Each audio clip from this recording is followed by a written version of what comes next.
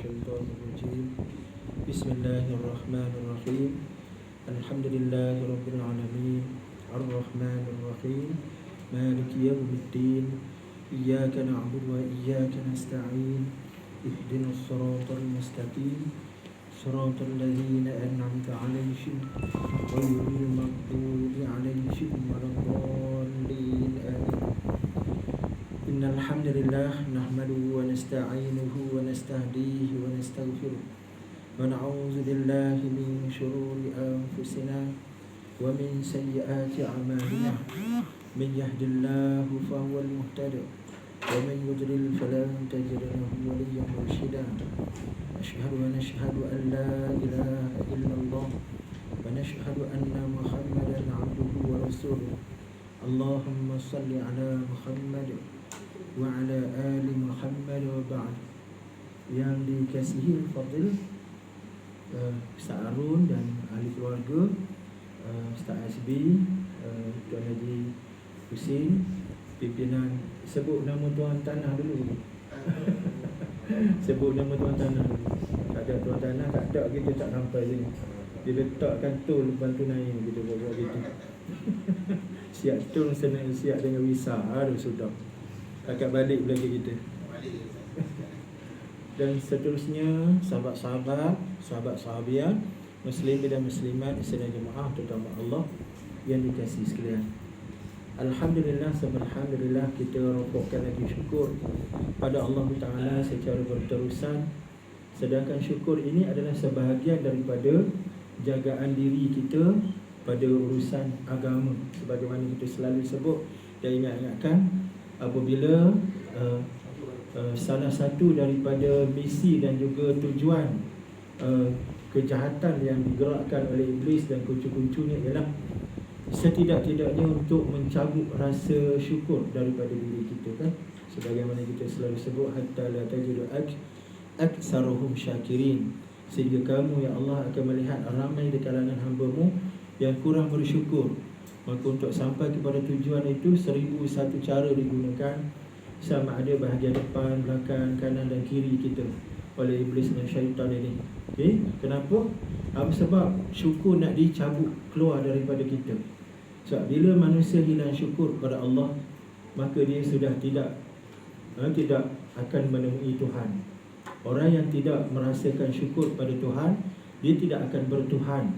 Sebagaimana seorang anak yang derhaka kepada mak ayah, dia bermula daripada hilang rasa terhutang budi kepada mak ayah. Kalaulah anak-anak ini sentiasa mengingat dan merasai budi dan jasa mak ayah, dia takkan sampai kepada penderhakaan. Begitulah faham kita, kita kata apa, kias kepada urusan kita dengan Allah Ta'ala, iaitulah orang-orang yang sanggup untuk menderhakai Allah adalah orang-orang yang tidak mengenal budi, tidak merasakan jasa budi sumbangan Allah kepada diri ini. Alih-alih tuan-tuan sekalian, Allah Ta'ala jaga kita, sama ada kita ni sedar atau tidak. Sedar apabila kita bincang dalam halaqah-halaqah ilmu sebegini. Tang mana Allah jaga kita? Iaitulah menerusi ibadah. Sebab salah satu daripada tujuan ibadah ini ialah untuk mengikatkan diri kita dengan Allah Ta'ala. Siap gerak kerja dalam agama ni, dia ada maqasid, ada tujuan. Sehingga kan perbincangan tentang ilmu tujuan ni begitu luas dalam agama, ilmu maqasid. Maka antara kita kata apa, antara rahmat kasih sayang Allah yang lebih jelas pada kita untuk kita tidak hilang rasa syukur dan terima kasih kepada Allah ialah menerusi ibadah solat. Dalam solat ni, ayat yang kedua kita baca pada Fatihah, apa dia? Ayat kedua Fatihah kan? Apa dia? Alhamdulillahirabbil alamin. Sedar atau tidak, rupa-rupanya itulah kaedah dan disiplin yang Allah Ta'ala ikat diri kita dengan Allah supaya kita tidak masuk dalam perangkap syaitan. Kita tidak berada dalam talbisu iblis. Bagaimana cara kita boleh selamat daripada talbisu iblis? Solat, antaranya solat. Kerana dalam solat itu adanya pelaksanaan pengisytiharan dan juga deklarasi iman kita kepada Allah khususnya apabila kita mengungkapkan Alhamdulillahirabbil alamin. Boleh kan? Itu perkara yang penting untuk kita selalu ingat-ingatkan, sebut-sebutkan. Dan pelaksanaan Alhamdulillahirabbil alamin dengan lebih jauh ialah apabila kita berada dalam kuliah-kuliah pengajian sebegini, tuan-tuan sekalian, kerana kita semua maklum bahawa laluan agama mesti berasaskan ilmu, dan ilmu itu tidak akan diperolehi secara angan-angan. Tidak, innamal ilmu bitta'allum, sebagaimana disebut oleh Imam Malik rahmatullahi alaih, bahawasanya ilmu itu ialah dengan cara kita menuntut, mencari laluan-laluan ilmu. Dan kepentingan ilmu juga, dia adalah satu daripada cabang hidayah. Boleh faham tuan-tuan? Satu daripada cabang hidayah. Kita selalu duk dengar orang beralasan kenapa tak buat itu, tak buat ini dalam agama. Dia kata tak dapat hidayah. Kenapa tak sampai ke sana dan ke sini, tempat-tempat yang baik dalam agama? Dia kata tak sampai hidayah. Sedangkan hidayah itu ada dua bentuk. Pertamanya, hidayah yang dianugerahi Allah ke atas siapa yang dipilih oleh Allah Ta'ala, itulah hidayah taufik. Hidayah taufik adalah yang kita minta dalam Fatihah kita tu, ihdinas siratal mustaqim tu. Hidayah taufik. Hidayah taufik ni hidayah yang paling benar, paling tinggi. So ada juga hidayah tapi tak betul. Hidayah ni petunjuk. Ada juga orang yang dapat petunjuk tapi tak betul. Sebagaimana yang disebut oleh Profesor Wahbah Zuhaili, Dr. Wahbah Zuhaili sebut hidayah ni ada dua macam. Ada 5 macam. Pertamanya hidayah fitrah. Hidayah fitrah ni apa tuan-tuan? Kita lahir ada Allah bekalkan hidayah, ada Allah bekalkan nilai fitrah dalam diri kita. Nilai fitrah. Dan nilai fitrah ni pada kehidupan binatang dia lagi tajam berbanding dengan manusia. Bagi contoh, dia selalu disebut penyu, anak penyu bila menetas, dia pergi ke mana? Pergi ke laut ke pergi panjat pokok? Gayut macam Tarzan. Dia pergi ke laut. Macam mana anak penyu tu tahu dunia dia adalah laut, bukan dunia hutan? Itulah dia hidayah tu al-fitri, hidayah fitriyah, hidayah yang berunsur fitrah. Tapi hidayah fitrah ini kalau tidak dibantu, tidak dibimbing, dia akan sesat. Dia akan sesat. Sebagaimana kita faham, manusia antara fitrah yang cukup kuat pada dirinya ialah bertuhan. Fitrah bertuhan. Sehingga kan orang-orang asli di pedalaman, di puncak gunung sekalipun, dia akan cari Tuhan. Cuma dia perlu dibimbing. Kalau tidak ada bimbingan, tidak ada Nabi dan Rasul, maka Tuhan itu macam-macam, merapu. Boleh faham? Yang keduanya hidayah tu al-akli, hidayah akal.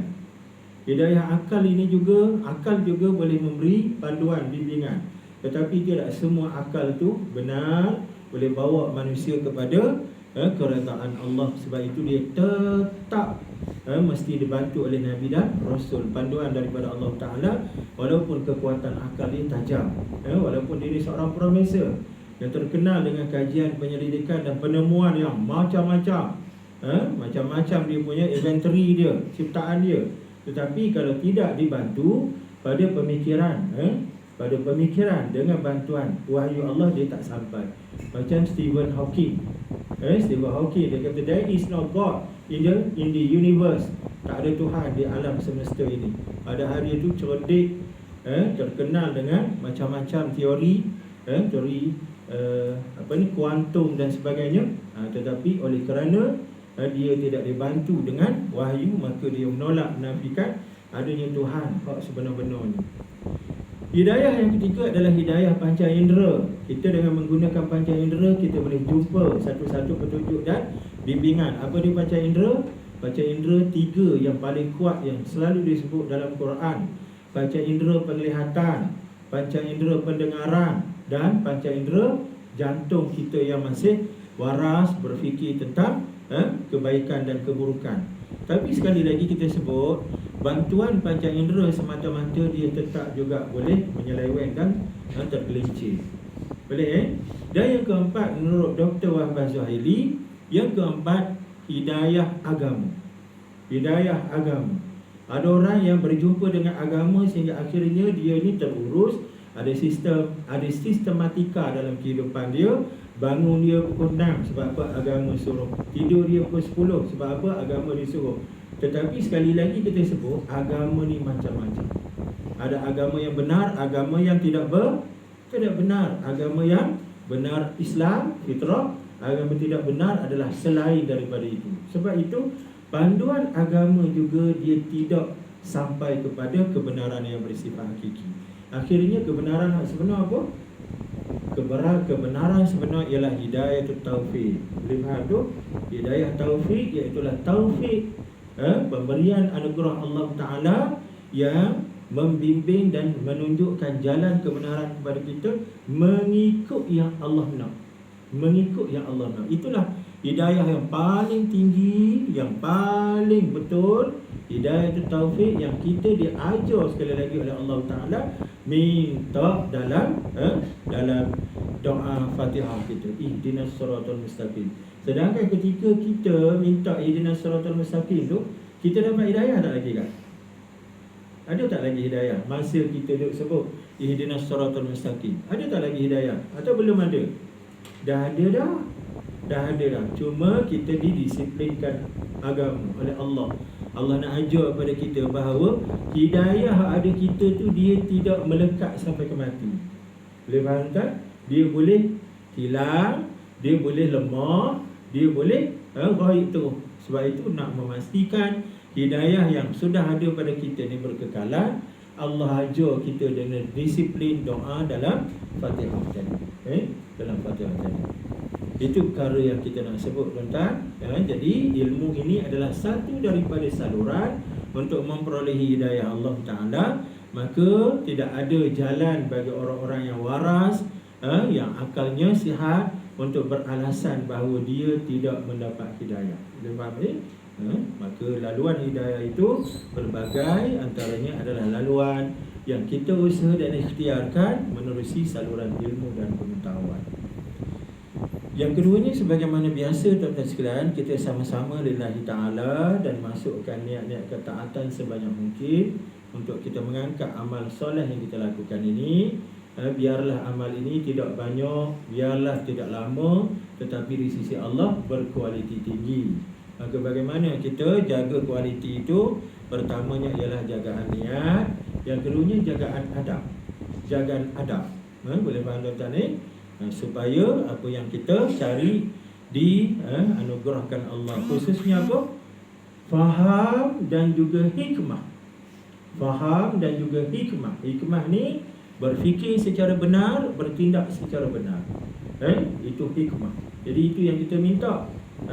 Allahumma ftahli hikmataka. Ya Allah, bukakan padaku hikmah kamu. Maka bagaimana kita nak dapatkan perkara itu? Antaranya takdilah niat adalah perkara yang cukup penting, dan juga ada adab yang kita pelihara cukup penting, yang membezakan kita dengan orang-orang yang tak ada adab. Bismillah tuan-tuan sekalian, pada pagi hari ini kita masuk pada bab 9 taubat, tapi saya nak buat sedikit rumusan tuan-tuan pada topik yang ke-8. Nak buat sedikit rumusan, tuan-tuan nak salin pun boleh ataupun dengar saja pun boleh. Okey. Apa rumusan kepada tajuk amal ma'ruf nahi munkar? Pertama sekali, amal ma'ruf nahi munkar adalah wajib. Itu rumusan yang kita buat, tuan-tuan. Amal ma'ruf nahi munkar, AMNM, amal ma'ruf nahi munkar adalah wajib. Okey, bagaimana wajib? Iaitulah istinbat. Diambil pengajaran daripada Quran, Ali Imran antaranya, dan juga daripada hadis-hadis sahih. Seruan untuk kita melakukan amal ma'ruf nahi munkar. Cuma kewajipan amal ma'ruf nahi munkar ni khilaf ulama. Ada yang kata fardu ain, ada yang kata fardu kifayah. Maka rumusan yang dibuat oleh majoriti ulama adalah fardu ain kepada setiap individu. Pada setiap kita ni fardu ain. Tak boleh kita tengok kebaikan kita tak sokong, tengok kemungkaran kita buat dek. Setidak-tidaknya apabila setiap kita melihat kebenaran, dia mesti sokong dalam hati kalau dia tak mampu nak pergi ke depan. Boleh faham tuan-tuan ni? Setidak-tidaknya bila dia melihat kemungkaran, ada anak-anak remaja hak duk hak tinggalkan solat, hak free hair bagai, paling tidak kita ada nahi mungkar dalam hati. Paling tidak itu adalah selama-lama iman. Wa ma min waraika min syai. Lepas tu kalau tak ada juga dalam hati, tak ada apa. Boleh faham tu? Kalau dalam hati pun tak ada rasa tak setuju, rasa nahi mungkar tadi, maka tak ada nilai iman dalam diri. Okay, itu yang pertama kita nak sebut. Fardu kifayah pula, apa yang dimaksudkan dengan amar ma'ruf nahi mungkar secara fardu kifayah. Fardu kifayah ni apa maksud? Seorang buat, yang lain selamat. Okey, yang lain selamat. Yang ni dakwah secara kolektif, secara berjemaah. Dakwah secara berjemaah, maka ia bersifat fardu kifayah. Tidak semua kita ni ada 50 orang pakai buat jemaah berlaga 50 orang habis. Jadi mana hak buat, yang lain support, bantu, kuatkan, sokong, promosikan. Jadi dakwah fardu kifayah adalah dalam konteks berjemaah, jamaah. Yang keduanya, tuan-tuan ni, rumusan kepada amar ma'ruf nahi mungkar ni, kita mulia kerana amar ma'ruf nahi mungkar.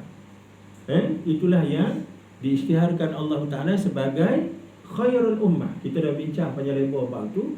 Dalam keadaan setiap tamadun, bangsa, kumpulan yang ada di dunia ni masing-masing melonjokkan diri sebagai nombor satu. Mereka adalah nombor satu, mereka adalah nombor satu, mereka adalah terbaik, mereka adalah superior. We are the best chosen beast. We are the best one. We are the best person. We are the chosen person. We are the superior. Macam-macam lah konsep-konsep yang keluar tu. Tiba-tiba Allah kata, kamu yang terbaik. Siapa kamu tu?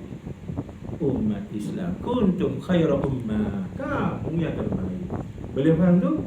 Cuma kenapa kita jadi yang terbaik? Kerana kita ada tanggungjawab. Apa tanggungjawab kita? Amar ma'ruf nahi mungkar dan akidah kita tidak terputus daripada Allah. Itu minun billah. Itu syarat amar ma'ruf nahi mungkar, akidahnya mesti tidak rosak.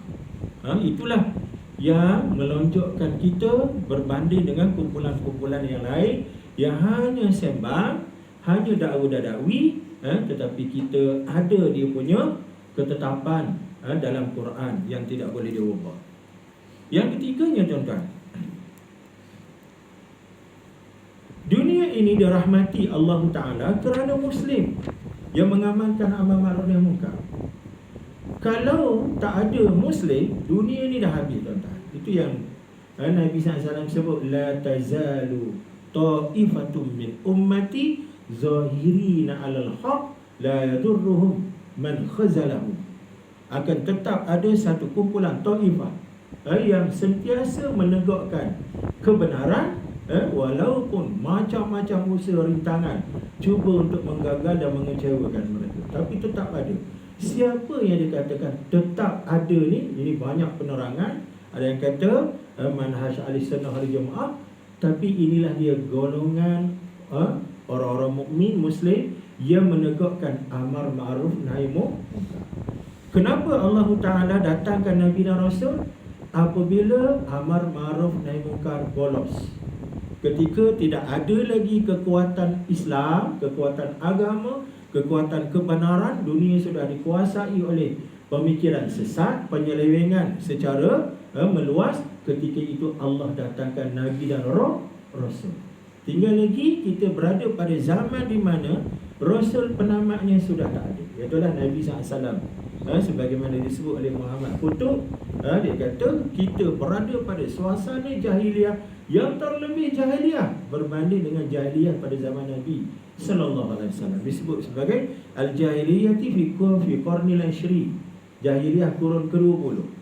Tapi kenapa tidak ada penyelamat yang dalam bentuk Nabi? Kerana Nabi sudah berakhir dengan Nabi sallallahu alaihi wasallam. Habis bagaimana Allah jaga alam ini daripada terbalik tunggal-langgang dengan Allah datangkan pewaris kepada nabi-nabi, iaitulah alim ulama membimbing kita semua umat Islam ini untuk melaksanakan amar ma'ruf nahi mungkar. Boleh faham, tuan-tuan?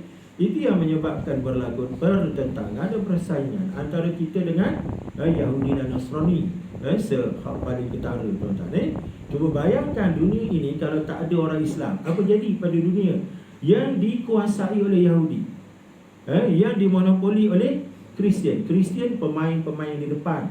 Yahudi tukang hembus, tuk dalam yang menggerakkan patung-patung kulit. Patung kulit itu adalah Nasrani, manakala penggerak pemain patung kulit adalah Yahudi. Yahudi. Apa jadi kepada dunia ini? Maka jadilah sebagaimana zaman jahiliah dulu, manusia diabdikan balik, diperhambakan balik. Sama ada perhambaan itu datang menerusi budaya, menerusi cara hidup, ekonomi sebagainya, termasuklah agama. Termasuk agama. Bayangkan jahatnya manusia ni apabila memutuskan ikatan akidah dengan Allah. Ada di antara manusia ni yang buat agama tapi dalam keadaan menghancurkan kemanusiaan. Patutnya agama ni salah satu sebab orang cari agama dan keperluan pada agama ialah untuk melindungi diri, untuk melaksanakan keadilan, untuk memenuhkan fitrah insan pada diri kita. Setiap kita ni ada fitrah insaniyah. Tapi ada agama yang dibina untuk apa? Memusnah dan menghancurkan orang lain. Sebagai contoh apa? Yahudi. Yang menganggap selain pada Yahudi adalah binatang-binatang. Peranan dan kedudukan mereka sebagai abdi-abdi yang menjadi suruhan dan juga alat-alat kepada bangsa pilihan Tuhan, kononnya itulah bangsa Yahudi. Begitu juga pemikiran Hinduism. Hindu dalam agama Hindu, bagaimana sistem Hindu yang mengerikan, meletakkan kasta-kasta manusia, sehingga kita belajar kasta yang paling rendah, yang namanya Sudra, yang namanya Parya, yang namanya Airuman. Ya Allah, langsung tidak ada harga dari sudut maruah dan juga nilai di kalangan mereka yang bukan daripada Sudra. Sebagaimana Yahudi tadi juga. Itu dahsyat. Dahsyat. Bagaimana manusia yang tidak mentauhidkan Allah, dia akan sampai kepada kejahatan dengan menggunakan simbol-simbol agama ataupun produk-produk yang kononnya kebaikan, tapi di belakangnya adalah racun-racun yang cukup dahsyat. Nah, kemudian terus, maksiat adalah jemputan bala. Itu kita kena faham dalam perbincangan amar ma'ruf dan munkar. Setiap perbuatan maksiat itu kita mengundang bala. Mengundang bala. Dalam surah An-Nisa ayat 111 tu, wa may yaksib isman fa inna ma yaksibu ala nafsi, fa inna ma yaksibu ala nafsi. Barang siapa yang melakukan, mengusahakan satu dosa, dia sudah menambah beban pada dirinya. Itulah kita boleh faham, siapa yang melakukan dosa dan tidak bertaubat, maka dia seperti menambah kesakitan sakaratul maut pada dirinya. Lagi banyak dosa dan maksiat itu dibuat tanpa taubat, lagi banyak tekanan dan penderitaan itu akan bertambah. Dan atas dasar inilah kita mesti memahamkan diri kita dan anak-anak bahawa perlanggaran hukum, dosa dan maksiat, kalaupun nak dilakukan, maka jangan diterang-terangkan. Boleh faham tu? Bukan nak suruh buat dah. Tapi kalau nak dilakukan, maka malulah pada Allah walaupun sedikit. Bagaimana? Iaitulah dengan disembunyikan dosa dan maksiat. Sebab itu dalam pelaksanaan dosa dan maksiat ini, kalau dosa dan maksiat itu disembunyikan, kita tidak berhak untuk mengintip, kita tidak berhak untuk pergi membongkar. Sebab perlakuan itu dibuat secara diam-diam. Apabila dihukum potong tangan kepada seorang lelaki pada permulaan peristiwa hudud ini, maka dilihat Nabi SAW dalam keadaan bersedih. Jadi Ibnu Umar pergi dekat Nabi SAW, tanya Nabi, ya Rasulullah, macam Rasulullah berduka cita, ka'annaka fi hazin. Maka Nabi kata, la tu'in syaitana ala ikhwan ala akika. Kamu jangan bantu syaitan untuk memusnahkan saudara kamu. Macam mana? Apa maksud Nabi? Kamu jangan bantu syaitan untuk memusnahkan saudara kamu. Iaitulah antaranya dibahaskan oleh ulama, ialah apabila kita mengetahui satu-satu perbuatan maksiat yang melibatkan hudud, terutama sekali maka janganlah mengambil jalan pintas untuk kita segera mengadu kepada yang berkenaan, pihak berkuasa. Kenapa tuan-tuan? Sebab pelaksanaan jenayah hudud ini bila diketahui oleh pihak berkuasa, maka pihak berkuasa kena layan, kena laksanakan hukuman. Maka apa yang patut dibuat? Pergi dulu kepada saluran-saluran diplomasi, ajak dia untuk bertaubat, beri dia kita kata nasihat pengajaran, supaya dia boleh mundur daripada perbuatan itu. Sebab barangkali manusia ini banyak keadaan apabila dia buat nak maksiat dan kesalahan, bukan sangat kerana penderhakaan dan permusuhan dia dengan Allah, tapi kerana kejahilan, dan juga kerana kelemahan nafsu mengalahkan iman ketika itu. Maka perlu dibaiki dengan cara nasihat pengajaran. Tetapi bila diadu kepada pemerintah, maka dalam persoalan menjaga hukum, pemerintah kena ambil tindakan. Boleh faham tuan-tuan? Sebab kewajipan pemerintah adalah menjaga hak maslahah umum berbanding dengan maslahah individu. Sebab itu bab tu kena fahamkan diri kita dan anak-anak tuan-tuan. Segala perbuatan maksiat, dosa jangan dibuat secara terang-terangan, supaya kita tidak mendedahkan diri kita kepada bala, dan juga kita tidak dikenali sebagai ahli fasik. Boleh faham tuan-tuan? Tidak dikenali sebagai ahli fasik, orang jahat. Sebagaimana hadis sahih yang Nabi SAW apabila melintas jenazah yang pertama, maka sahabat-sahabat yang kenal jenazah tu, sahabat kata apa? Baik, baik, khair, khair. Apa jawapan Nabi? Wajabat. Dia dapat. Maka datang jenazah kedua, sahabat-sahabat yang tengok keadaan tu, tak baik, syaran. Nabi kata dia dapat. Maka sahabat tanya Nabi, kenapa ya Rasulullah? Rasulullah menyambut dengan perkataan dia dapat. Wajabat. Maka Nabi kata, apa yang kamu ucap tu adalah doa yang disaksikan oleh Allah dan juga para malaikat. Allah Nabi kata, antum syuhadaullah fil ardh. Kamu semua adalah saksi-saksi Allah di muka bumi. Maka apa yang perlu kita buat, iaitu jangan sampai orang menjadi saksi atas kejahatan kita. Boleh faham tuan-tuan? Kita insya-Allah sampai ke sebuah masjid, duduk pada halaqah macam ni, mudah-mudahan kan. Tapi bagaimana orang di belakang kita, subordinate kita macam mana? Adakah kita tinggal anak-anak, ahli keluarga, jiran tetangga, rakan taulan kita dalam keadaan mendapat kefahaman sebagaimana kita dapat atau tidak? Jadi ingat tuan-tuan, pelakuan maksiat dan dosa secara terang-terangan adalah untuk menyelamatkan diri orang yang berdosa itu supaya tidak terlibat sebagaimana dalam perbincangan kita buat ini.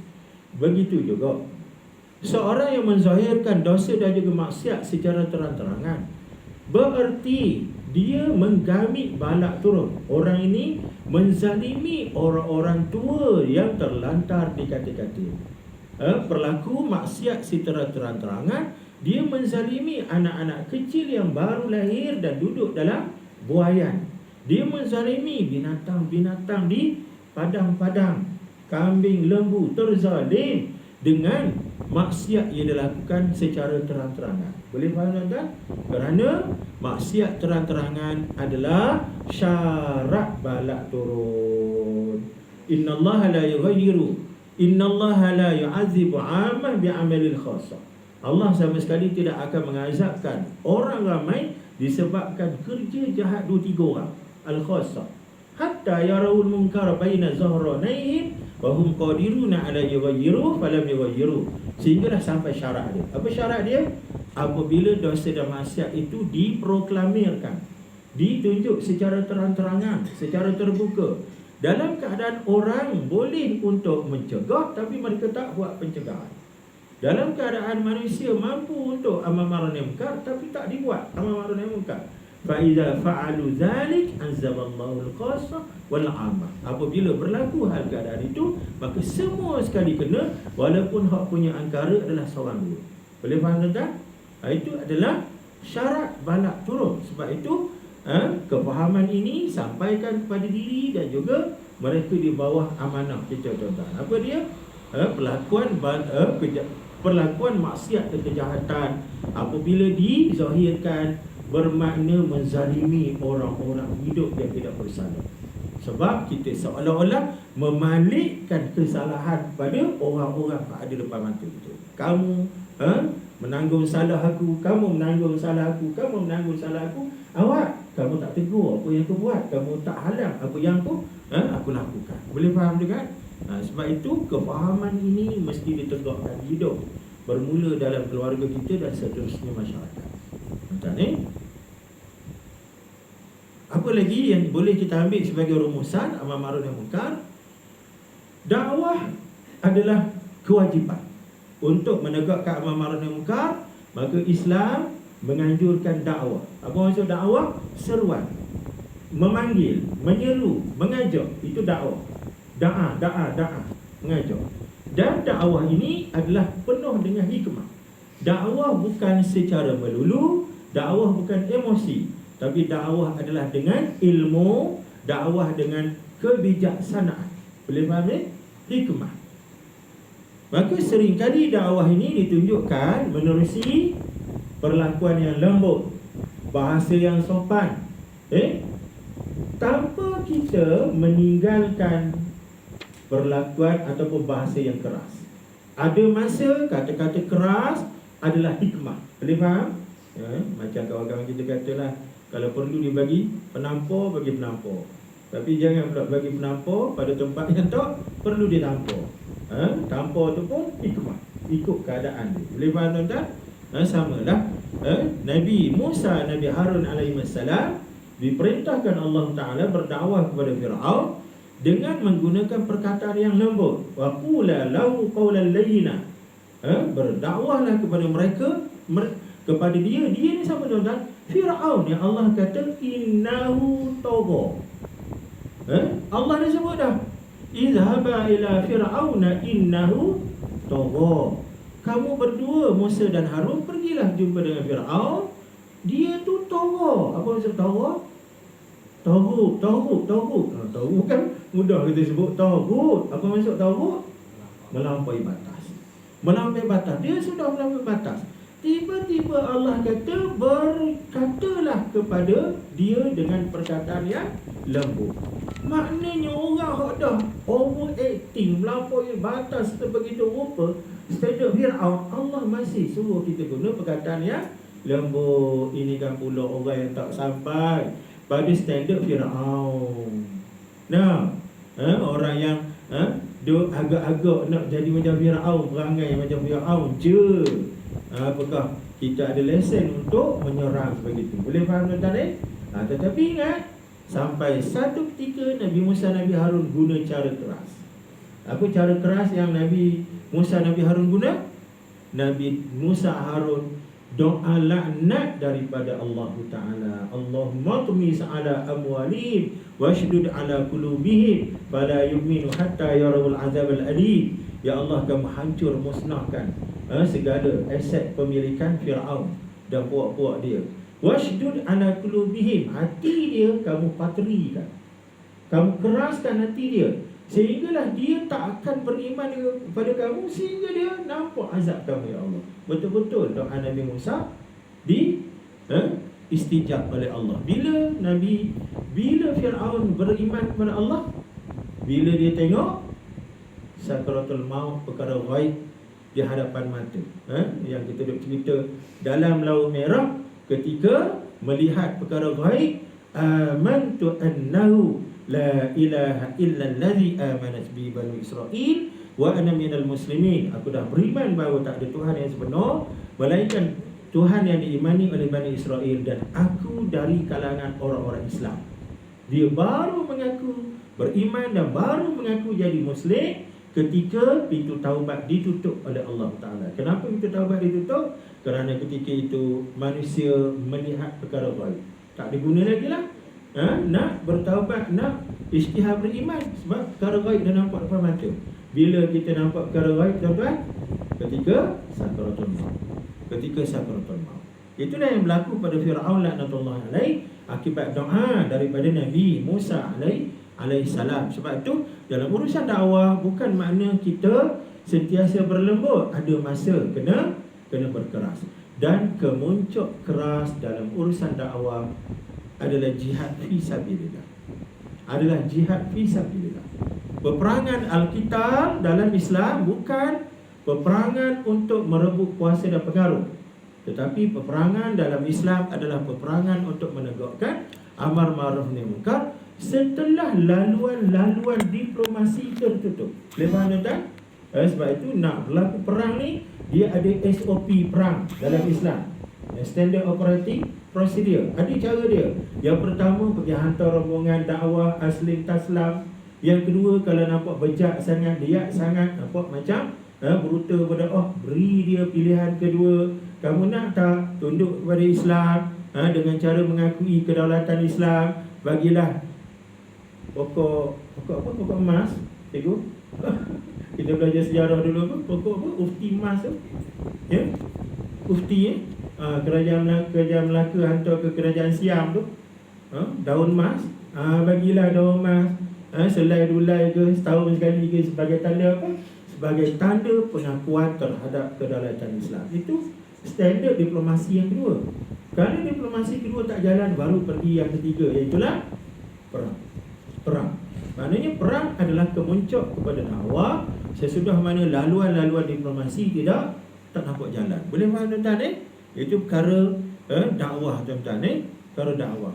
Lepas tu kita bincang juga tentang dakwah sentak. Boleh tak kita berdakwah sentak? Dakwah sentak ni macam mana Kak? Dakwah sentak Akak pandai bab-bab menyentak ni. Kalau dia sentak, aku tengok muka macam ni, ramai dalam neraka, dia kata. Sentak betul suka benar dengan istilah sentak-sentak ni, dia kata.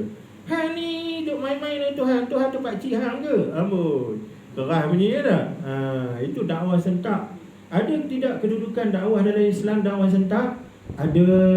Dakwah sentak ni ada, tapi dia bukan permulaan dakwah. Boleh faham tu? Dia adalah dakwah secara kontekstual, secara keperluan. Allah ada dakwah sentak. Allah guna dalam Quran. Apa dia dakwah sentak Allah? Antaranya surah Tabbat yada Abi Lahabin wa Tab. Itu luar biasa. Allah menyentak terus. Celaka kedua tangan Abu Lahab dan segala usaha celaka. Dia buat apa sahaja dia. Guna kempen besar-besaran untuk rakyat Mekah menjauhi Islam, celaka habis. Tak memberi manfaat kat dia. Dia berbangga bahawa dia ni adalah pembiaya kempen besar-besaran kerajaan Mekah untuk menghalang orang pergi kepada Islam. Tapi kempen yang dia buat, usaha yang dia buat itu tidak membantu dia di sisi Allah Ta'ala, malah membinasakan dia. Maka ayat kebinasaan itu keras. Tabbat yada Abi Lahabin wa tabba, kat belakang tu. Ada lagi diulang kataan di belakang, itu keras. Itu juga dalam Quran ada ayat fabashshirhum bi'azabin ali. Apa maksud fabashshirhum bi'azabin ali? Berilah berita gembira kepada mereka dengan azab yang maha pedih. Azab maha pedih, gembira pula. Itu dakwah sentak. Maknanya apa? Waktu baca ayat tu kita baca dalam keadaan senyum. Fabashshirhum bi'azabin ali. Ingatkan berita gembira. Rupanya dakwah sentak. Maknanya dakwah sentak ni ada dalam agama, dalam amar ma'ruf nahi munkar. Macam kita mak ayah, ada masa kita mendidik secara sentak. Bila Kak didik anak secara sentak? Ayah benar, degi benar, tak dengar cakap, jangan pergi lah sekali pusing ayat, pergi. Jangan panjat. Akhirnya pusing ayat, panjat. Agak-agak bila dengar kita kata panjat, dia panjat agak. Tobat tak panjat, dan tu dia turun. Itu dakwah menyentak. Boleh tuan-tuan dalam perbincangan amar ma'ruf nahi munkar, sebagai rumusan kita ambil. Kemudian amar ma'ruf nahi munkar yang terbesar ialah menegakkan negara Islam. Itu yang paling besar. Sebut oleh Dr. Abu Faiz dalam kitab dia Al-Amru bil Ma'ruf wan Nahyu 'anil Munkar, fa innal munkar al-akbar ada mutatbiq syariatillah. Adalah munkar yang paling besar ialah apabila syariat Allah tidak ditegakkan, dan ma'ruf yang paling besar apabila syariat Allah ditegakkan. Maka cuma yang menjadi persoalan dan perbincangan panjang tuan-tuan sekalian ialah tentang konsep negara Islam. konsep negara Islam. Apakah negara Islam ini adalah satu konsep yang tidak mesti ditegakkan atau macam mana? Maka di situ ada khilaf ulama, tuan-tuan. Termasuklah perkataan yang keluar daripada almarhum Asy-Syahid biiznillah, iaitulah Profesor Dr. Said Ramadan Al-Buti sendiri. Dalam ucapan dan pendirian dia mengatakan bahawa negara Islam tidak ada dalam Islam. Terkejut orang dengar. Termasuk saya yang dengar, terkejut sungguh. Rupa-rupanya yang dimaksudkan dengan konsep negara Islam ini bukan perjuangan nak menegakkan negara Islam, tidak, tetapi perjuangan untuk menegakkan amar ma'ruf nahi munkar secara menyeluruh, sehingga kan semua Muslim beramal dengan Islam dan non-Muslim merasai keadilan amalan Islam. Waktu itu secara spontan dia akan muncul apa yang disebut sebagai jawul Islami, suasana dan persekitaran Islam. Maka ketika itu nak sebut nama sebagai pemerintahan Islam ke, masyarakat Islam ke, politik Islam ke, negara Islam ke, itu adalah persoalan terma, persoalan tema. Boleh faham tu? Tapi konsep yang nak dibawa oleh Islam ialah semua kita beramal dengan Islam. Boleh faham tu?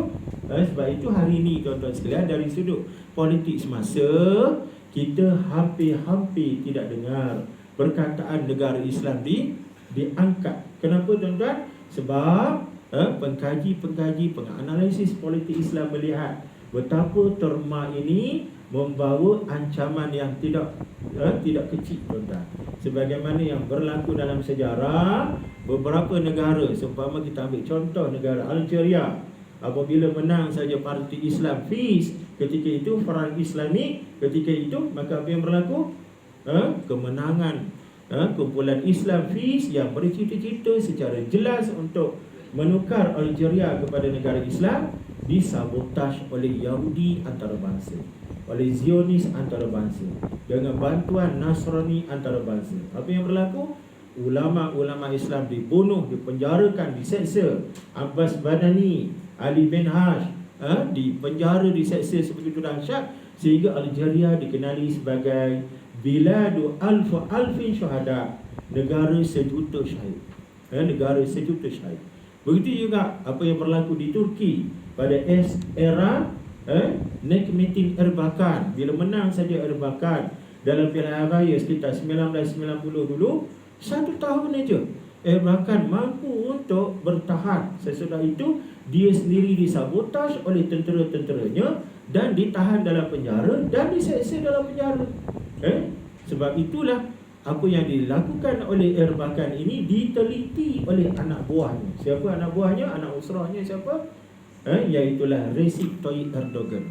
Recep Tayyip Erdogan ini adalah anak usrah kepada Necmettin Erbakan, meneliti apa yang berlaku kepada mentornya Pak Usrah ini. Sebab itu laluan yang dirintis oleh Recep Tayyip Erdogan, dia guna laluan yang lebih sederhana, lebih hikmah, dan akhirnya dia berjaya memegang kuasa politik sampai ke hari ini. Walaupun macam-macam lah pro dan juga kontra yang boleh kita bincang bab situ, kat situ. Cuma kita nak mengambil pengajaran bagaimana langkah dan kebijaksanaan Recep Tayyip Erdogan ini menyesuaikan perjuangan dan cita-cita parti dia, Parti Refah ini, Parti Kebajikan ini, dengan mengambil kira laluan yang sudah dilalui oleh nakibnya, iaitulah Necmettin Erbakan. Boleh tuan-tuan faham bab ni? Begitu juga yang lagi jelas yang berlaku di Mesir kepada Dr. Ahmad Mursi.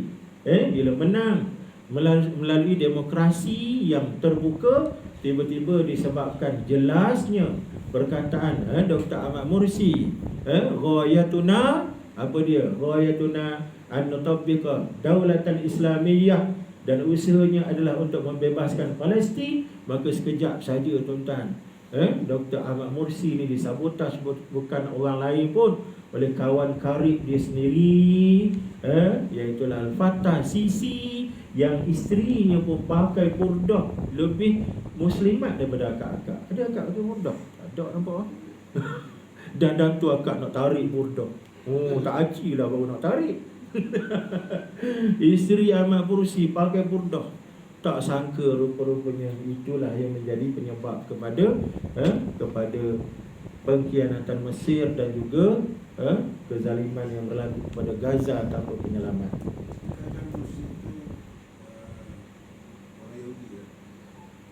Mursi Ahmad Abdul Fattah Sisi. Wallahu a'lam. Mungkin Haji ada maklumat kat situ. Saya tak pasti yang tu. Cuma Abdul Fattah Sisi ni adalah satu watak jeneral dalam Angkatan Tentera Mesir yang diangkat oleh Mursi dan kerana dilihat imej Islam yang ada padanya.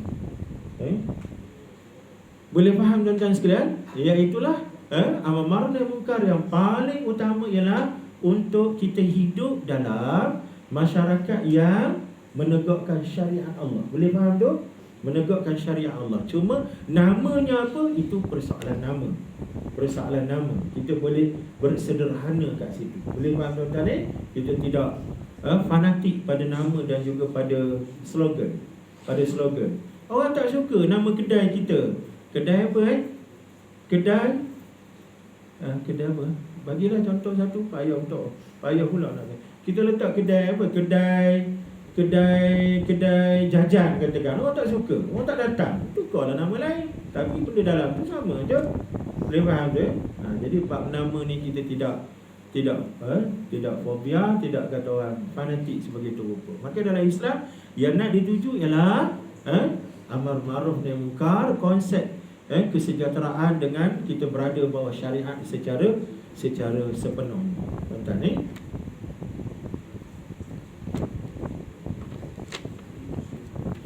maka kita lihat bagaimana kerosakan yang berlaku apabila kita tidak ada pemerintahan Islam, tidak ada politik Islam, tidak ada Islam yang berdaulat. Apa contoh yang realistik hari ini? Apa contoh yang jelas depan mata kita? Apabila kita tidak ada kuasa secara amar ma'ruf nahi munkar, secara syariat sepenuhnya.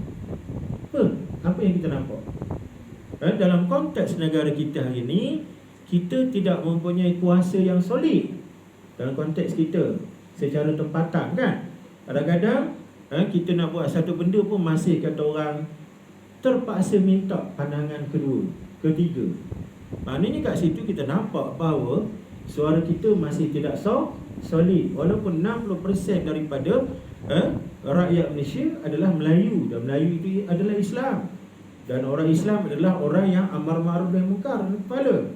Tapi oleh kerana berlaku perpecahan dan kita tidak solid, maka kita masih lagi kata orang tidak mempunyai kekuatan kat situ secara sepenuhnya.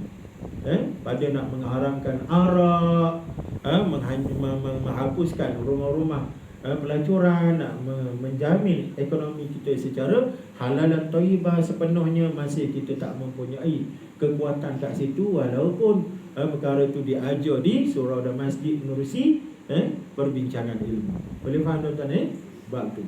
Secara global, apabila kita tidak ada pemerintahan Islam yang kuat, maka menjadi secara global, secara dunia, itulah realiti yang berlaku di Palestin. Siapa nak bantu Palestin? Siapa nak bantu? Hari-hari korban semakin bertambah. Semalam pun dah hampir 100 orang di utara Gaza diletupkan dan ledakkan. Hari Rabu lepas Yahya Sinwar, Masya Allah, di apa orang panggil, di YouTube kan, di telecast kan. Macam mana ditunjuk operasi pembunuhan Yahya Sinwar. Kononnya untuk memperleceh, menghina pemimpin Islam itu. Tapi hari ini perbuatan dia nak hina jadi sebaliknya. Hari ini orang angkat Yahya Sinwar sebagai seorang pejuang yang membatalkan macam-macam dakwah dan tomahan Yahudi Zionis terhadap pejuang-pejuang Islam. Dikatakan Yahya Sinwar sebagai ketua mujahidin penakut, berlindung dalam terowong macam tikus, duduk dalam lubang tikus, menggunakan tawanan-tawanan Israel sebagai pelindung diri, kemudian menjadikan orang awam sebagai kubu-kubu pertahanan dia. Tiba-tiba dia sendiri terkejut, Yahudi Zionis terkejut. Rupa-rupanya operasi yang dia lakukan kepada 3/4 pejuang Palestin yang dilihat sedang berlari dari satu rumah ke satu rumah, tiba-tiba itu adalah ketua penentangan, iaitulah ketua Hamas. Dia sendiri pun tak sangka, rupa-rupanya Yahya Sinwar duduk sekali atas tanah, bukan bawah tanah, bersama dengan pejuang-pejuang lain, dalam keadaan dia sendiri tak mampu untuk mengintik dan menjejaki langkah, walaupun dah setahun pergerakan itu cuba dilakukan. Sehabis kekuatan dimiliki oleh Yahudi Zionis, satelit atas kepala. Akhirnya pembunuhan itu berlaku secara tidak sengaja. Tidak sengaja apabila mati, dibunuh, baru mereka terkejut. Allah, Yahya Sinwar. Itu yang diambil jam, dikerak jari tu. Dikerak jari sebatang untuk dibuat ujian. Diambil, dibawa body jasad ni, dibawa, kidnap, diculik. Itu kira tak cik bagi lah tu. Ini nak cerita kezaliman dan pembunuhan secara besar-besaran. Sedangkan itu adalah sebahagian daripada badan kita yang sedang diserang oleh musuh. Umat Islam ni macam satu badan. Tapi apa yang berlaku kepada Palestin, dia seolah seorang-seorang. Kita semua ni seolah-olah bukan saudara dia. Kenapa? Apa sebab? Sebabnya kita tidak ada kekuatan amar ma'ruf nahi munkar yang bersifat global, bersifat kuat. Iaitulah konsep daulah Islamiyah, ummah Islamiyah sudah berjaya ditumbangkan oleh Yahudi Zionis, khususnya apabila tumbangnya kerajaan Turki Osmaniyah 1924. Start daripada tumbang Turki Osmaniyah itulah umat Islam macam anak ayam yang kehilangan ibu. Di mana sahaja penderitaan umat Islam tidak ada pembelaan. Pasal ibu ayam dah tak ada. Negara Islam atau pemerintahan Islam yang bersifat menaungi umat Islam sudah tidak ada, dicairkan oleh penjajah secara rasminya selepas Perang Dunia yang pertama. Apa yang dibuat oleh Perancis, dibuat oleh British di Asia Barat, mencairkan Syam kepada Lebanon, Syria, Jordan, kepada Palestin, wilayah Hijaz, dicairkan sehingga akhirnya mewujudkan negara bangsa. Apa maksud negara bangsa? Negara yang setiap bangsanya berbangga dengan sempadan daerah masing-masing. Kita tuan-tuan, kita negara bangsa kita Malaysia. Oh, jangan ceroboh. Sempadan Indonesia, itu sempadan Indonesia. Indonesia pun sama, jangan ceroboh sempadan Malaysia. Pasal ini konsep negara bangsa yang ada sempadan daerah, ada lagu kebangsaan, ada panji-panji kebangsaan, ada perlembagaan masing-masing, ada pemerintah tersendiri. Aku tak campur hang, jangan campur aku. Sampaikan lagu apa? Gaduh kita Malaysia dengan Indonesia. Siapa punya lagu apa? Saya tak ingat lah. Lagu apa? Alahai. Katanya lagu negaraku, katanya Indonesia kata datang daripada dia kan. Ada lagi lagu lain. Kuih pun ada, kuih ada sebaik. Roti canai tu orang India tak tarik balik. Dia kata itu roti canai datang daripada kami, canai. Kamu kuang ni pakai roti kuang lah, bukan roti canai. Sebaik canai. India tak terlibat. Tidak bising kat tu. Nak ceritanya konsep negara bangsa begitu kuat mempengaruhi sehingga akhirnya mencari-cari memisah-misahkan kita sehingga hilang apa yang disebut sebagai kesatuan ummah. Ittihadul ummah. Ittihadul ummah, kesatuan ummah. Itu masalah kita hari ni. Akhirnya bila nak bantu Palestin, masing-masing tengok. Aku tengok hang, tengok aku. Last kali dia. Last kali dia. Kawan tu dah setahun lebih dah menderita. 42,000 terbunuh, 10,000 yang terperangkap bawah runtuhan, tak tahu apa jadi. Lebih hampir 100,000 yang tangan kaki terputus, yang mata buta. Allah tak ada tengok tuan-tuan. Sedangkan kita kat sini kita baca Quran, kita semayang, tahajud tak habis, tapi saudara kita yang menuntut perlaksanaan doa dan kata-kata kita tak mampu kita buat apa-apa melainkan hanya berdoa. Itulah lemahnya kita, dan kerana konsep amar ma'ruf nahi munkar tidak berjaya ditegakkan dalam bentuk yang solid sebagaimana Nabi tunjuk pada kita dulu tuan-tuan. Dan antara benda lain yang rumusan kepada amaran ma'ruf nahi munkar ialah kewajipan kita berada dalam jemaah. Jangan duduk seorang-seorang. Tuan-tuan, jangan duduk seorang-seorang. Boleh faham tuan-tuan? Apa kita nak jawab kepada orang-orang Palestin yang hari-hari memanggil kita, ya ummatal islamiyah, wa ya qadatal arab, wa ya qadatal muslim? Apa kita nak jawab? Sampaikan ada seorang perempuan, ya Rasulullah, la tashfa'u. Hei Nabi, ya Rasulullah, kamu jangan bagi syafaat kamu pada orang. Siapa orang tu? Kita semua orang Islam yang dianggap sebagai berdiam diri. Jangan bagi syafaat kepada kita semua. Itu doa sebahagian daripada orang Palestin kerana tertekan dengan apa yang mereka alami. Kita nak jawab bagaimana tuan-tuan? Ada ke tidak? Jawapan balas kita. Maka jawapan balas kita kena ada. Bagaimana kita laksanakan keperluan kita dalam jemaah, dalam Islam. Antaranya, bila kita duduk dalam Islam, kita tidak tinggalkan jemaah. Maka jemaah ini adalah satu konsep untuk kita melaksanakan amal ma'ruf nahi munkar.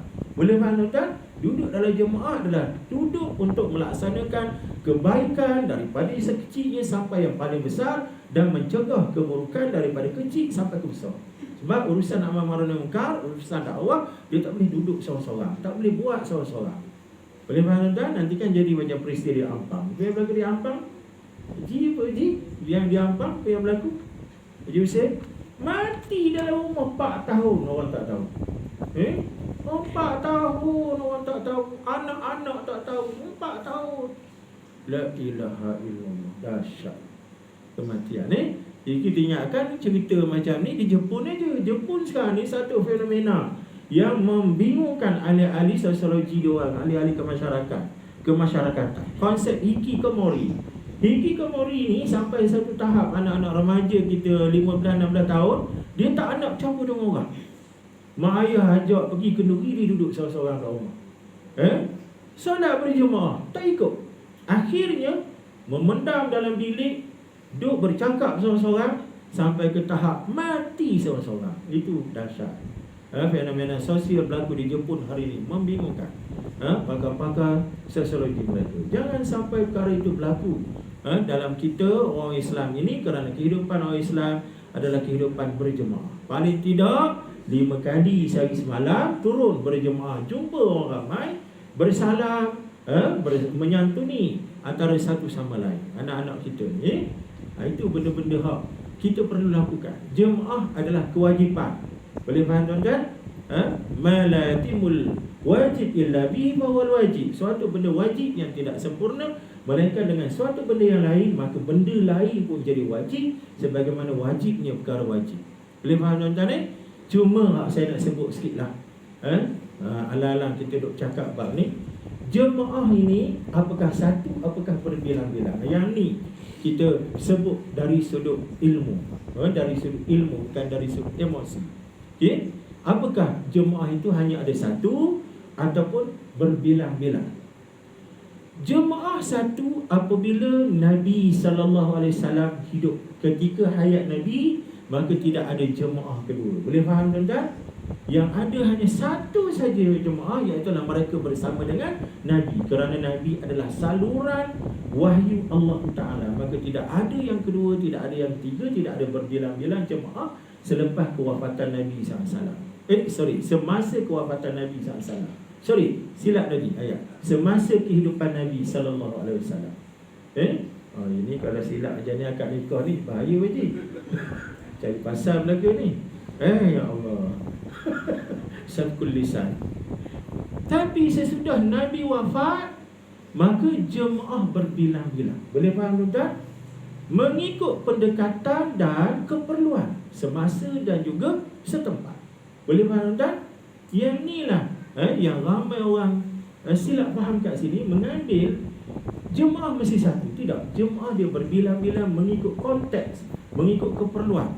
Dalam konteks negara kita di Malaysia, ada dua pendekatan yang digunakan oleh terutama sekali sahabat-sahabat kita dalam PAS lah. Dalam PAS ni ada dua idea berkenaan dengan jemaah. Idea yang pertama, jemaah adalah satu, tidak berbilang-bilang. Yang ada cuma satu. Jangan pergi yang kedua. Dia cuma ada satu. Tak boleh ada kedua. Kalau ada kedua, yang tu fasik, jemaah fasik. Okey, itu idea yang pertama.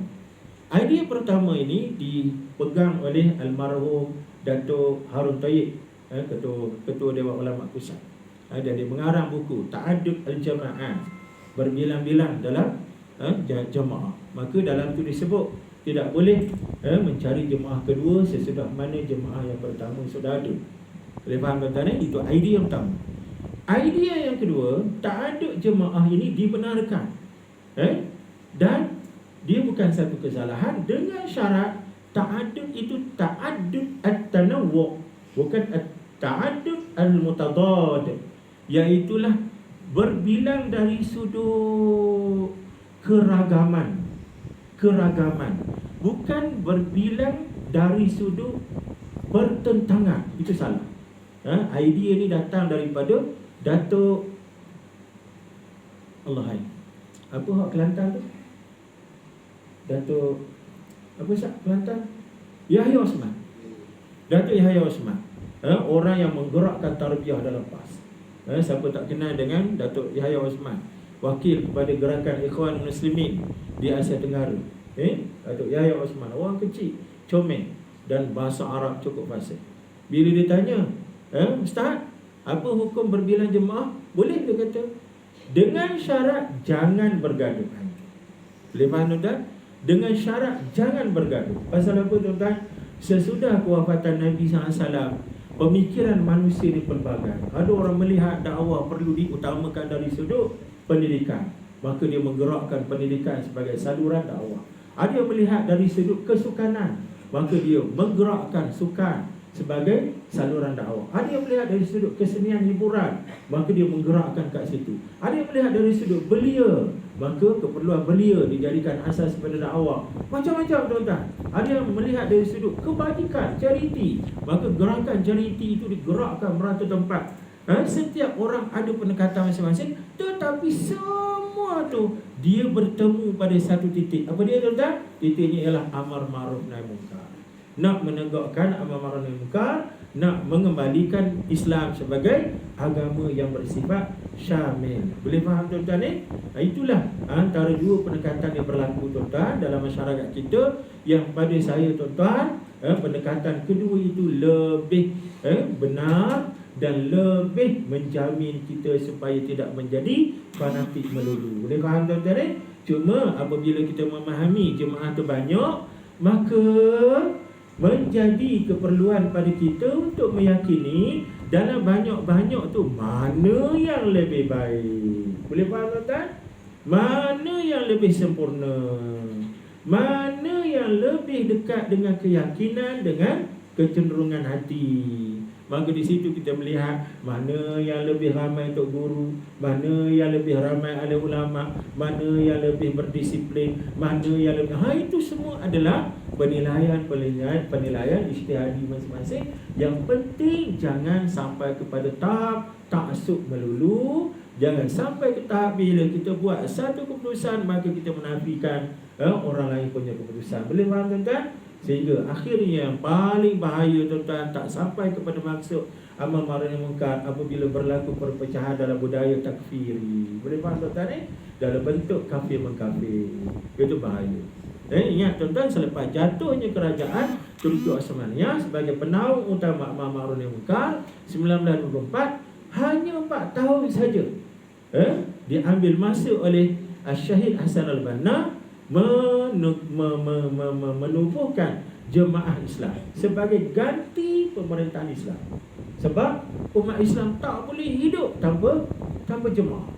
Maka dalam keadaan kesempitan dan tekanan yang amat sangat, dengan pendirian sekular kerajaan Mesir yang amat dahsyat ketika itu, maka diusahakan untuk menubuhkan satu gerakan yang namanya Ikhwanul Muslimin tahun 1928. Yang kerana itu menjadi sebab kepada pembunuhan Syahid Hasan al-Banna. Dan berjayanya Ikhwanul Muslimin menggerakkan jemaah ini antaranya ialah apabila mereka menggunakan pendekatan sederhana dan tidak bersifat ta'assub, meletakkan aulawiyat dalam perjuangan. Aulawiyat ni maknanya keutamaan dalam perjuangan. Ikhwan Muslimin dia tidak berbincang tentang Wahabi tak Wahabi. Dia tak bincang tentang mana yang lebih benar, Sufi ataupun tidak. Tetapi gerakan Ikhwan Muslimin, dia bawa ahli-ahlinya untuk pergi kepada topik yang paling utama, bahawa kita sedang diserang oleh sekularisme, oleh satu pemikiran nak memisahkan agama daripada politik, yang menyebabkan ada di antara anak-anak yang terpengaruh mati dalam keadaan tidak berpegang kepada agama sebagai syariat yang syumul. Mati dalam keadaan redha dengan sistem-sistem Yahudi dan Nasrani. Mati dalam keadaan menjadi pendokong kepada sistem-sistem yang tahu. Itulah perjuangan Ikhwan Muslimin. Saya ingat lagi antara apa yang disebut oleh almarhum Tuan Guru Ni Aziz ketika berlaku seminar di Kota Baru tahun 90 tak silap saya. Kalau tidak 91, tapi rasa saya 90. Seminar tentang kedurjanaan Syiah. Itu adalah kali pertama dibuat seminar secara besar-besaran. Tak silap saya 2 hari ketika itu. Dan pembentang utamanya adalah Maulana Asri Yusof. Sekarang ni masih ada lagi Maulana Asri Yusof. Akak kenal tak Maulana Asri Yusof? Bukan Asri Zainal Abidin. Itu Perlis. Yang ni hak Kelantan. Seorang ulama menguasai Urdu dari India lah, ilmunya di India. Maka dia bentangkan kejahatan Syiah yang mengejutkan semua orang dengar. Pasal apa? Ketika itu orang-orang kita cukup cenderung kepada Syiah. Cukup rapat. Kawan-kawan saya di universiti, gambar Imam Khomeini itu melekat dalam loker. Saya tak nak sebut lah siapa tu. Kalau sebut, ramai yang kenal ni. Ramai yang kenal. Gambar Imam Khomeini melekat dalam loker, siap dengan panggilan macam-macam. Ada seorang tu, bila dia menulis, dia sign kat bawah dan diletak bawah Pasdaran Al-Islami, satu unit komando Syiah. Pasdaran Al-Islami, nak cerita cenderungnya dengan Syiah di Iran. Kenapa orang syok dengan Syiah?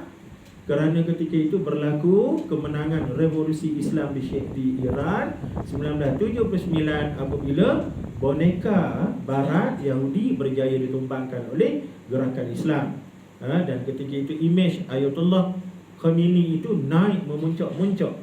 Ramai di kalangan pimpinan PAS juga yang ketika itu banyak minat cenderung kepada Syiah, watak-watak ni lah. Jadi itu yang berlaku bila dibentangkan kedurjanaan Syiah dari sudut akidah, dari sudut ibadah, dari sudut akhlak, mengejutkan peserta. Saya ada kaset lebih kurang 10 keping. Tapi sekarang 1 keping pun tak ada, Ustaz. Hilang habis. Ke laut belaka. Pasal apa? Bila dipinjam tak sampai. Dipinjam terus. Itulah kita punya masalah. Bila pinjam tu kita tak aci lah. 10 keping. Sayang tu saya pada kaset tu, tuan-tuan. Tapi hak menarik ni saya nak sebut pada tuan-tuan. Pada hari akhir penggulungan seminar itu dipanggil Tok Guru Ni Aziz, Menteri Besar Kelantan. Waktu tu fenomena. Apa dia fenomena? Orang memang syok gila dengan Tok Guru ketika itu. Kerana Tok Guru menang pilihan raya, naik jadi Menteri Besar dan menunjukkan gambaran seorang ulama yang jadi ahli politik. Dengan jubah dia, kadang tu serban dia pergi ke pejabat kan. Jadi dia adalah fenomena ketika itu. Maka dia datang bagi ucapan penggulungan. Tuan-tuan, apa yang disebut dalam ucapan penggulungan? Dia kata kita dah sibuk tak tertusir, dia kata, tentang Syiah ni. Sedangkan Syiah dalam Islam, ahli ulama dunia Islam tak boleh nak buat kata sepakat lagi. Apakah Syiah ni secara total sesat atau tidak? Sebab Syiah ni dia banyak cabang. Lepas tu masih lagi mazhab Syiah itu dibenarkan untuk pergi ke Mekah, haji dan umrah. Jadi dunia Islam masih belum mampu untuk buat hukum secara pasti terhadap kedudukan Syiah. Dia kata dan Syiah ni tak ada di tempat kita masa itulah tahun 90, tuan-tuan. Tak ada di tempat kita, tapi kita duk bincang Syiah. Tapi kita lupa kepada bahaya yang lebih dahsyat, lebih besar, Bahaya apa? Sekularisme. Al-ilmaniyah, sekularisme yang sudah mencengkam masuk dalam pemikiran anak-anak kita, sehingga kan memisahkan antara dunia dengan akhirat. Dunia, pada hukum-hukum dunia ni tak ada halal haram. Berjayanya sistem Eropah menguasai pemikiran kita serentak dengan penjajahan mereka kepada kita. Sedangkan ini adalah shortcut kepada neraka, sebagaimana disebut oleh mufti terakhir kerajaan Turki Osmaniyah, Syekh Mustafa Sabri. Tertulis bahawa sekularisme adalah jalan pintas kepada neraka. Jalan pintas kepada neraka. Sedangkan yang ni tentu dia kata terang-terang kafir, membahayakan kehidupan akhirat. Tiba-tiba kita tak peduli tentang sekularisme, kita lebih peduli dengan sesuatu yang masih lagi belum dijangka. Itu pemikiran mudah Tok Guru Ni Aziz, yang sebenarnya itulah cara pendekatan dan pemikiran yang digunakan oleh ikhwan muslimin, khususnya oleh Imam Hasan al-Banna, sehingga dengan menggunakan al-aulawiyat dalam perjuangan, maka ikhwan berjaya mengumpul dan menyatu padukan pelbagai kumpulan dalam gerakannya, walaupun kumpulan itu dari sudut pemikiran agama tadi bertentangan. Boleh faham tuan-tuan? Tapi kenapa mereka boleh bersatu? Apabila mereka nampak benda yang patut didahulukan. Maka kita hari ini pun begitu nampak gaya, bukan? Nampak gaya begitu. Kita kadang-kadang sibuk dengan benda-benda yang kita anggap secondary, perkara-perkara bawahan. Tapi perkara-perkara utama, yang tu seolah-olah diraihkan, perkara utama. Jadi gerakan amal ma'ruf nahi munkar perlu dikembangkan balik, cuma atas jemaah macam-macam. Tetapi ketika kita nak buat keputusan pada satu-satu jemaah, ambillah jemaah yang pada faham kita yang paling baik, paling lengkap, paling islami, paling sampai kepada hati kita, paling itu adalah kriteria kita. Bila kita buat begitu, kita tidak sampai ke tahap ta'assub dan juga sampai ke tahap menafikan orang lain. Boleh faham tuan-tuan? Itu yang penting.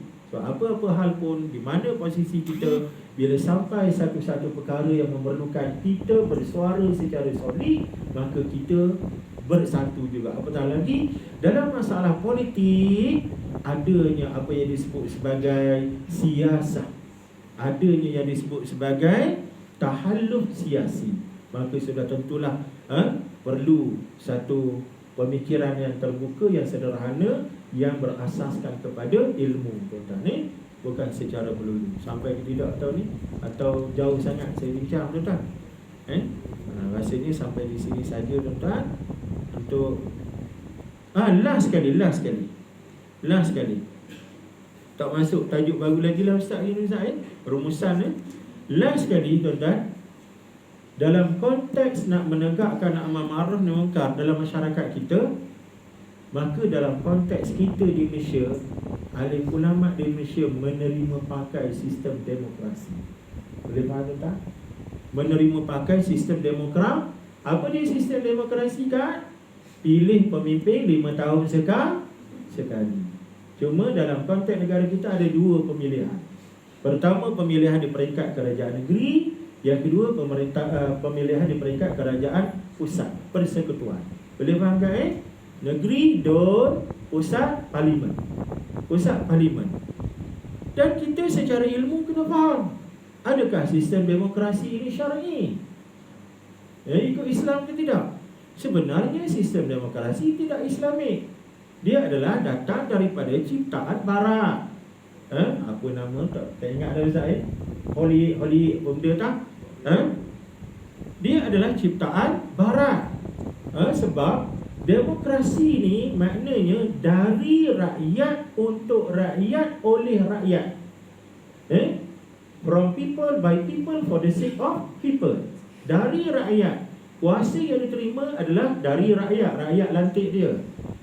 Untuk rakyat. Dilaksanakan kuasa itu untuk kepentingan rakyat. Oleh rakyat. Dilaksanakan oleh rakyat. Rakyat yang laksanakan. Boleh faham tu? Itu demokrasi. Maka kat mana tak betul pada Islam? Kena bujar tu.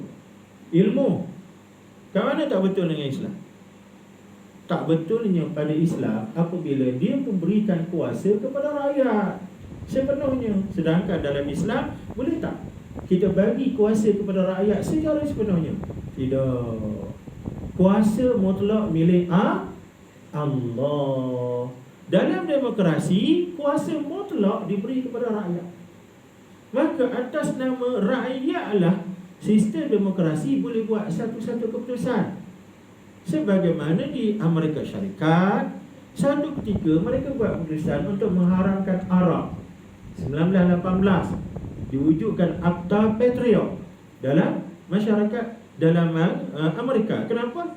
Sebab ketika itu Dewan Parlimen bersidang membincangkan bahaya arak. Mereka mendengar laporan 60% daripada kematian di jalan raya adalah akibat drink and drive. Minum kemudian dia pandu. Akhirnya tunggal langgar. Dan kita sini kan ada awet Amoy itu kan, yang berapa orang lagi bunuh tu? 8 orang. Anak-anak yang basikal lajak tu di Johor 8 tak silap dengan saya. Pukul 1 pagi, Kak tahu tak, anak-anak kita duk main basikal lajak tengah jalan, terlajak sampai ke jalan kan. Pukul 8 pagi, pukul 8 pagi kita sebut tadi, 1 kan, 1 pagi, banyak betul tergelincir lidah. Pukul 1 pagi Kak, last kali dilanggar oleh satu Amoy, 8 orang mati.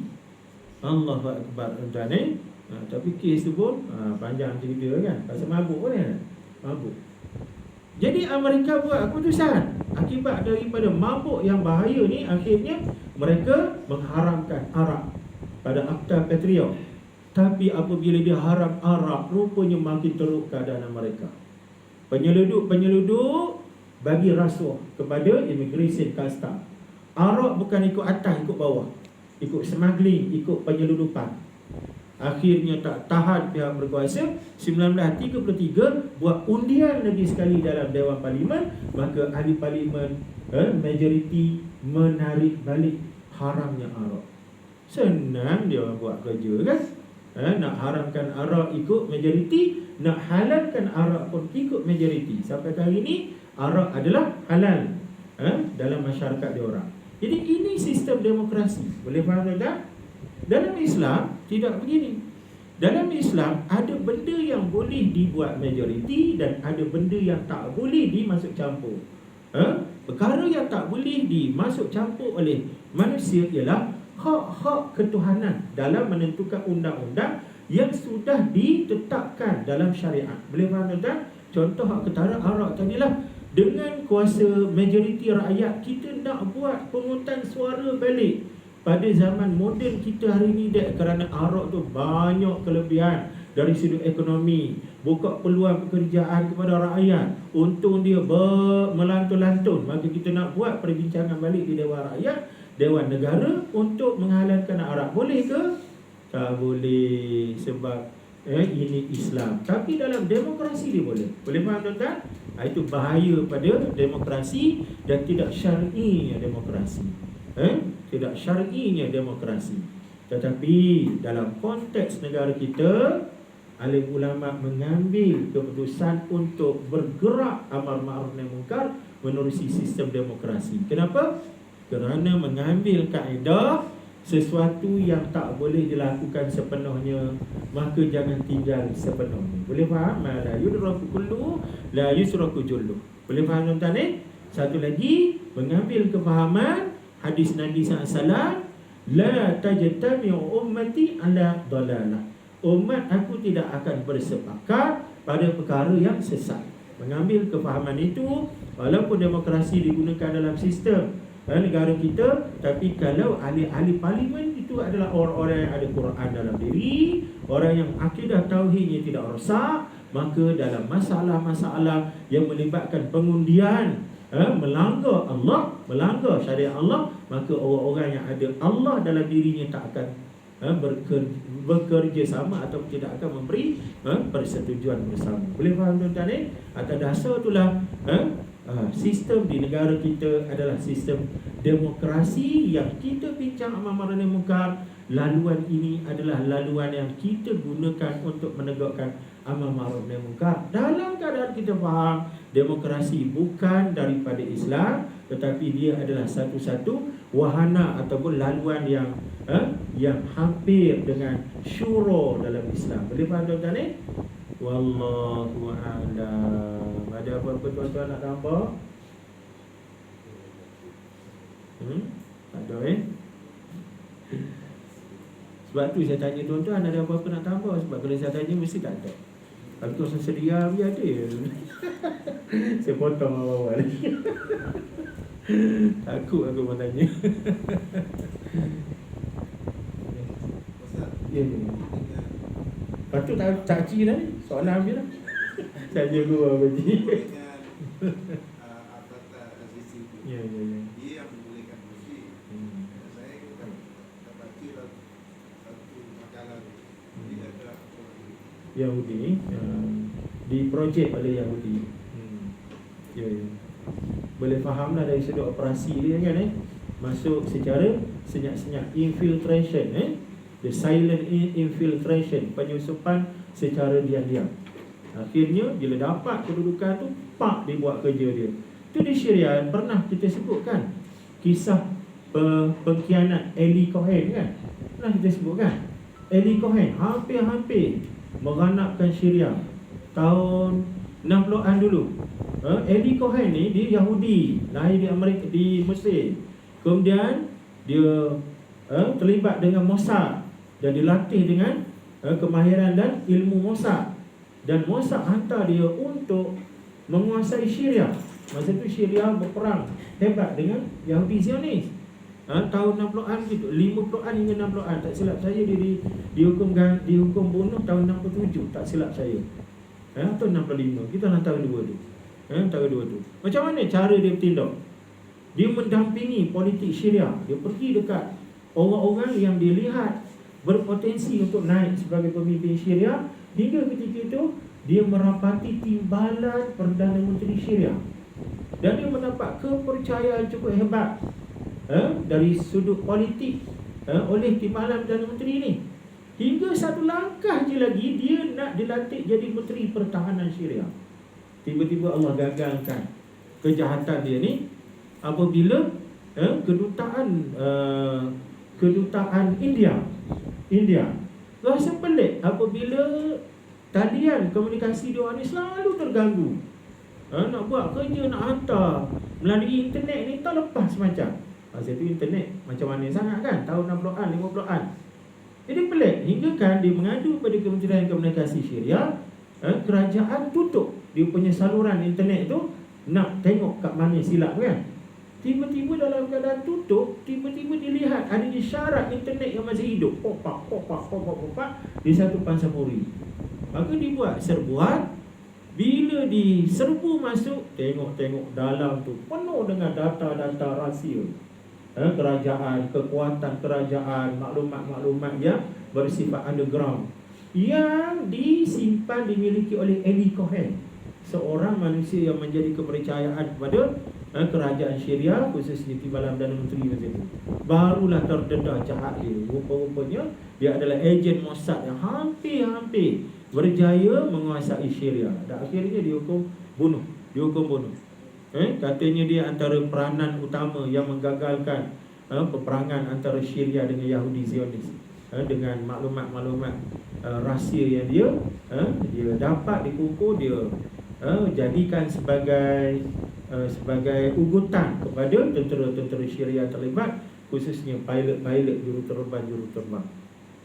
Allahu a'lam. Itulah ejen Mossad punya pergerakan Haji Hussein ni, sampai kita orang Melayu pun ada jadi ejen Mossad. Dia berniaga pistol tu di pasar malam Kuala Selangor. Bagi dan kemudian kes tu, dua kes yang ditangkap kerana memiliki senjata tu kan, turut melibatkan pegawai tinggi PDRM. Ada 2 orang pegawai tinggi yang ditangkap. Dan sekarang ni dibawa ke mahkamah atas tuduhan cuba untuk menggugurkan kes tu. Masya Allah, tu dahsyat di Malaysia. Okey, sekadar tu saja tuan-tuan. Ini patutnya Ustaz Hasbi ni. Boleh Ustaz, Ana nak minta bantuan Ustaz lah hari ni Ustaz. Ana sampul lisan banyak ni. Ustaz, untuk selesai. Apa saya? Ustaz? Sila Ustaz. Hah? Nak juga? Dia pakak dah ni. إلى حضرة النبي المصطفى صلى الله عليه وسلم إلى أرواح أزواجه وذرياته وأصحابه التابعين وتابع التابعين شيء لله لهم الفاتحة. أعوذ بالله من الشيطان الرجيم. بسم الله الرحمن الرحيم. الحمد لله رب العالمين الرحمن الرحيم مالك يوم الدين إياك نعبد وإياك نستعين اهدنا الصراط المستقيم صراط الذين أنعمت عليهم غير المغضوب عليهم ولا الضالين آمين. بسم الله الرحمن الرحيم. الحمد لله رب العالمين والصلاة والسلام على أشرف الأنبياء والمرسلين سيدنا محمد الأمين وعلى آله وصحبه أجمعين. اللهم صل على سيدنا محمد طيب القلوب ودوائها ونور الأبصار وضيائها وعافية الأبدان وشفائها وعلى آله وصحبه أجمعين. اللهم صل على سيدنا محمد صلاة تنجينا من جميع الأهوال والآفات وتقضي لنا جميع الحاجات وتطهرنا بها من جميع السيئات وترفعنا بها عندك على الدرجات وتبلغنا بها أقصى الغايات من جميع الخيرات في الحياة وبعد الممات وعلى آله وأصحابه وسلم تسليما كثيرا برحمتك يا أرحم الراحمين. اللهم إنا نسألك سلامة في الدين وعافية في الجسد وزيادة في العلم وبركة في الرزق وتوبة قبل الموت ورحمة عند الموت ومغفرة بعد الموت. اللهم هون علينا في سكرات الموت والنجاة من النار والعفو من الحساب. ربنا آتنا في الدنيا حسنة وفي الآخرة حسنة وقنا عذاب النار. اللهم إنك أنت تعلم بمقاصدنا وبنياتنا وأكرم ضيوفنا واقض حاجاتنا اقض حاجاتنا برحمتك يا أرحم الراحمين. اللهم أنت الشافي لا شفاء إلا شفاؤك شفاء لا يغادر سقما. اشف من مرض منا خصوصا أختي الكبيرة شهرهم وأختي الكبيرة نفسية. اللهم عافهما وعافنا. اللهم عافهما وعافنا. اللهم عافهما وعافنا برحمتك يا أرحم الراحمين. اللهم اشفنا واشفهما شفاء عاجلا غير آجل شفاء لا يغادر سقما يا أرحم الراحمين. واشف أمراض الأمة الإسلامية كلها برحمتك يا أرحم الراحمين وبالأخص إخواننا المجاهدين المستضعفين في كل مكان وأي زمان. وصلى الله على سيدنا محمد وعلى آله وصحبه وسلم. سبحان ربك رب العزة عما يصفون وسلام على المرسلين والحمد لله رب العالمين. تقبل الله منكم إنكم تقبل يا كريم.